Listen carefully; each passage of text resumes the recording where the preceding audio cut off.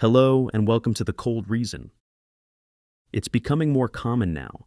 You meet people who grew up religious, who once followed every rule and custom, and they quietly tell you, I don't really believe anymore. They're not angry, they're not dramatic about it. They just left. And many of them are thoughtful, well-read, and curious people. People who ask questions, people who listen closely to the answers, and then keep asking. The kind of people who don't settle for something just because it's always been done that way.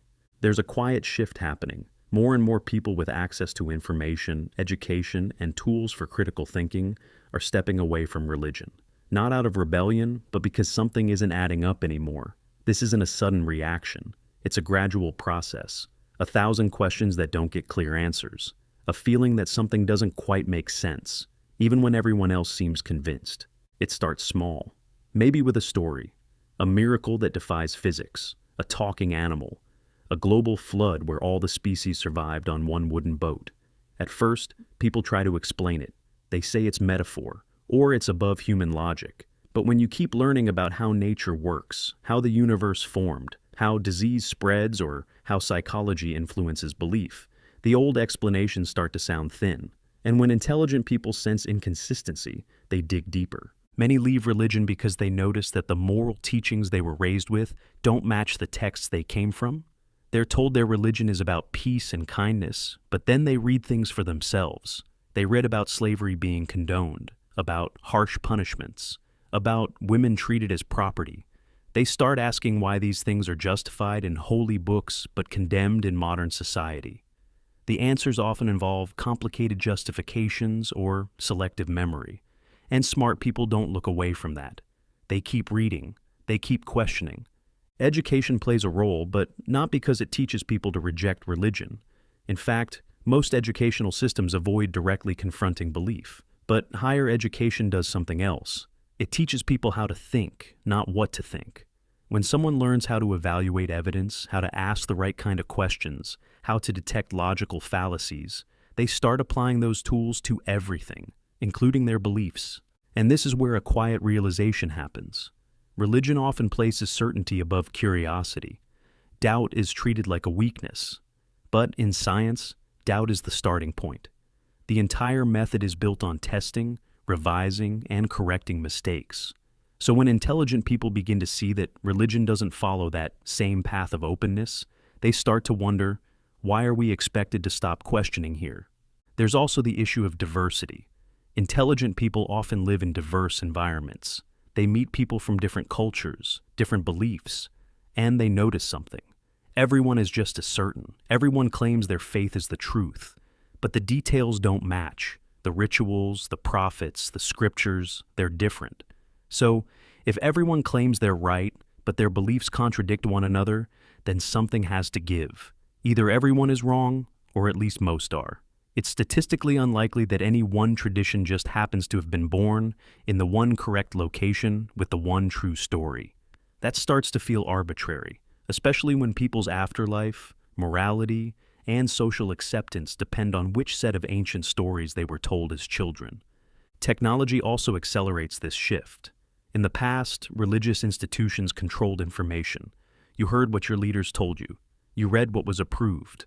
But now, anyone can access ancient texts in their original languages. They can read commentary, criticism, archaeology, and psychology. A curious teenager with a smartphone today can find material that, even 50 years ago, was locked behind academic paywalls. And when people see patterns like how many religious rituals overlap with older pagan traditions, or how myths recycle similar themes, they start to rethink where these stories came from. There's another reason intelligent people walk away.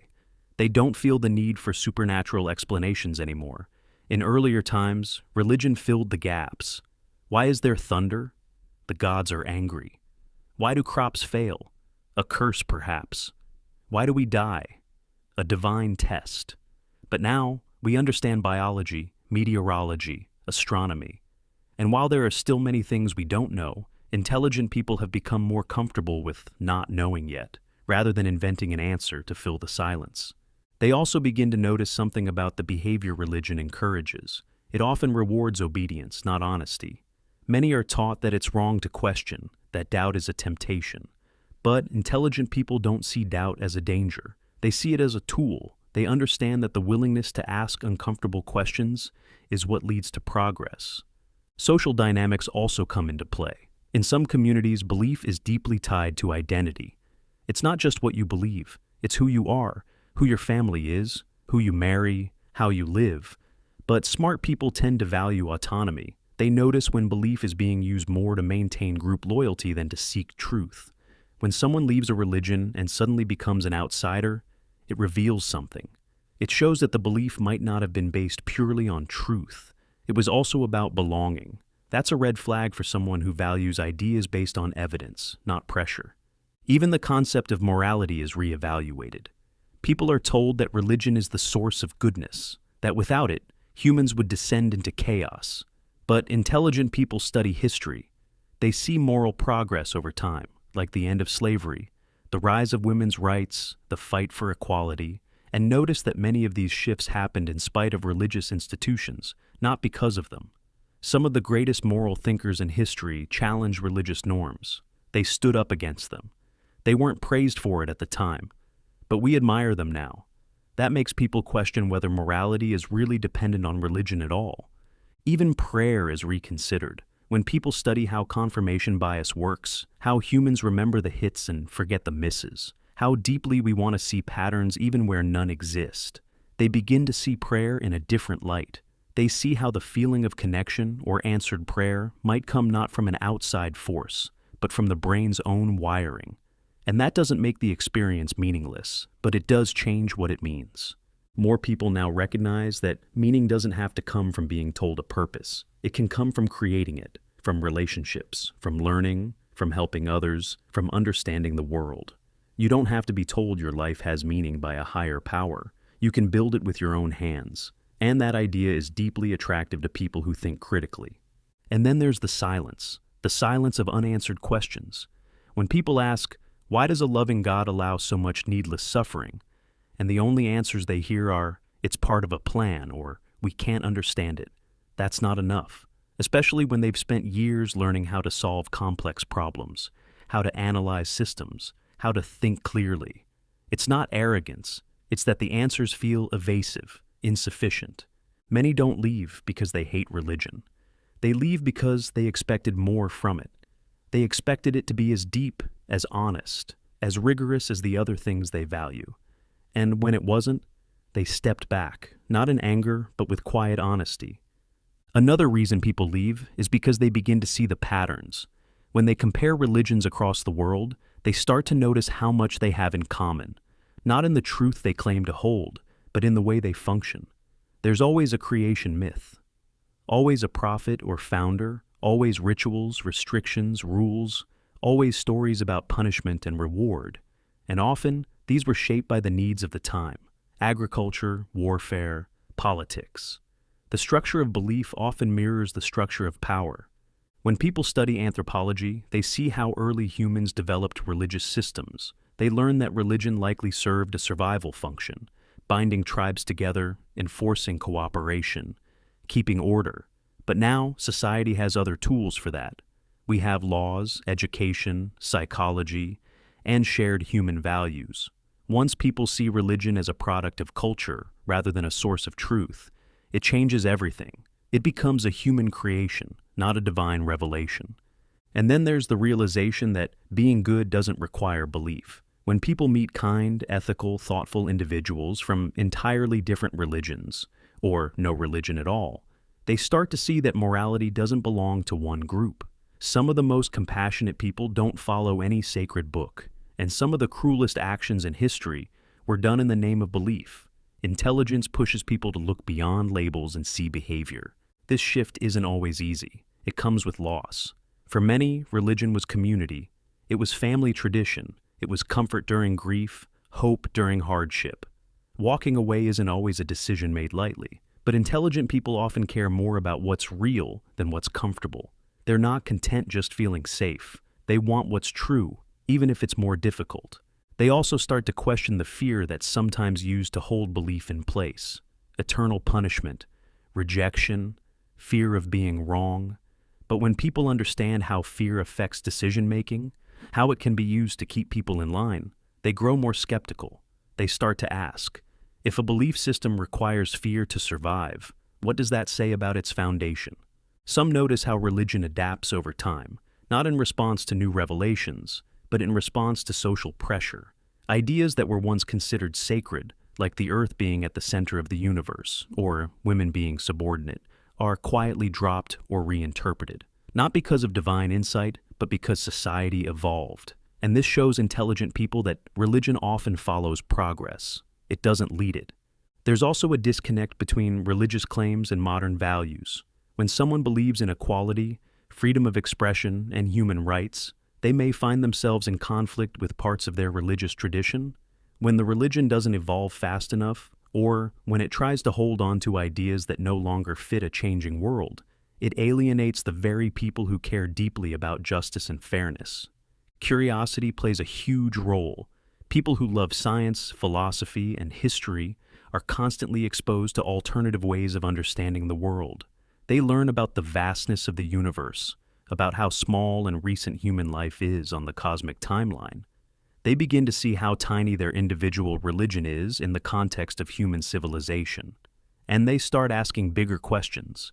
Why is this belief system the only correct one out of thousands? Why would truth be so geographically limited? Why would eternal salvation depend on birthplace or language?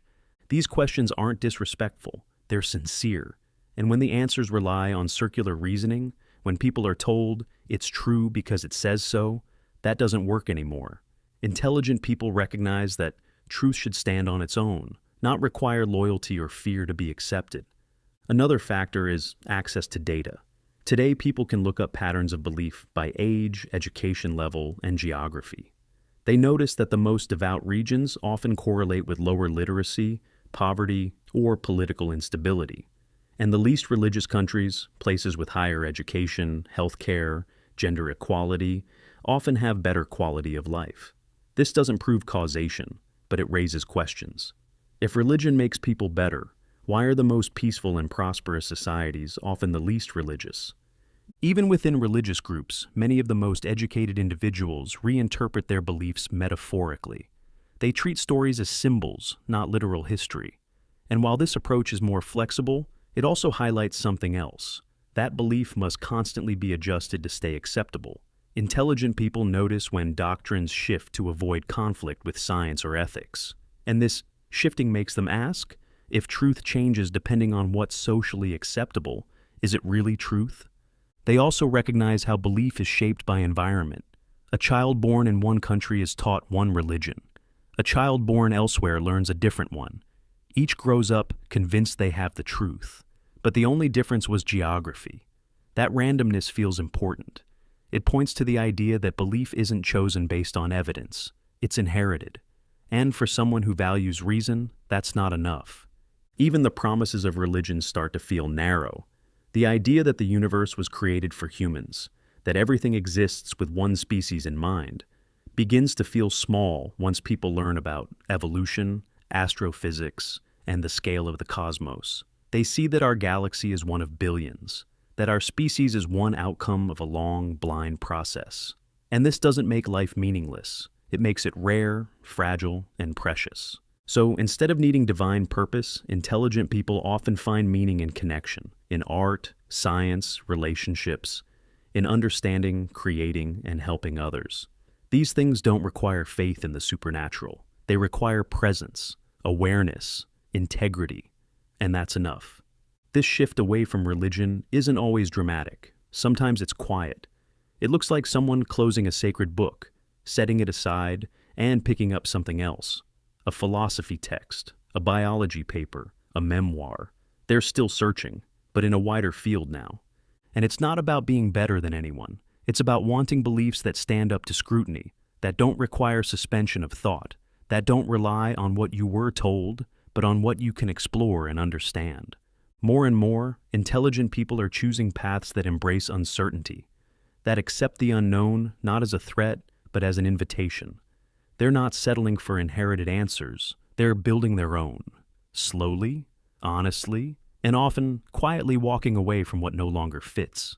Some leave quietly without ever saying the words out loud. Some never tell their family, some don't even tell their closest friends. They just shift, they stop pretending, they let go of answers that felt borrowed, and they begin to trust their own questions. There's no need for conflict, no need to fight with those who believe.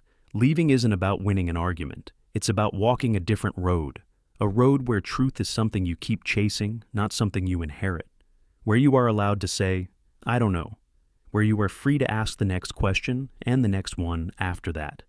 And that freedom feels light. It's not heavy with guilt or fear. It doesn't depend on rituals or authority. It just asks you to think clearly, live honestly, and care deeply. In a world where so much is unknown, some find peace not in certainty, but in curiosity. Not in doctrine, but in discovery. They're not looking for perfect answers. They're looking for better questions. And those questions lead to books, conversations, late-night thoughts, quiet revelations, not written in stone, not shouted from a pulpit, just noticed over time, quietly, personally. That's why so many thoughtful people are leaving religion, not because they're lost, but because they've started to find something else, something honest, something that doesn't require them to pretend, something that grows with them instead of holding them still. They leave not to escape meaning, but to create it. And maybe that's the most human thing of all. Before you go, take a moment to tell me where you're listening from and what time it is right now.